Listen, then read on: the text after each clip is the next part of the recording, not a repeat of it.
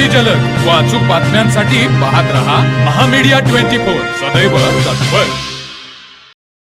चोकाक तालुका हातकणंगले येथील स्मशानभूमी शेजारील पुलाखाली विनोद सर्जेराव मुसळे उर्फ लालू वय 30 हा इसम जखमी अवस्थेत आढळून आला असून सदर घटना अपघात की घातपात याची चर्चा उपस्थितांमध्ये सुरू होती।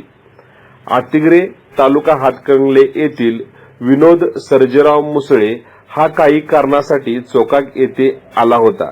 दरम्यान चोकाक हद्दीमध्ये सुरू असलेल्या नागपूर रत्नागिरी महामार्गाचे काम सुरू असून या महामार्गाच्या पुलाखाली विनोद हा जखमी अवस्थेत साधारण 6:45 आढळून आला।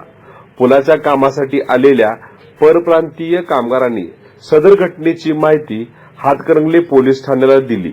माहिती मिळताच पोलीस निरीक्षक शरद मेमाने हे आपल्या फौजफाट्यासह घटनास्थळी दाखल झाले। जखमीला उपचारासाठी सीपीआर रुग्णालय येथे पाठवण्यात आले असून पुढील तपास हातकणंगले पोलीस स्टेशन करत आहे।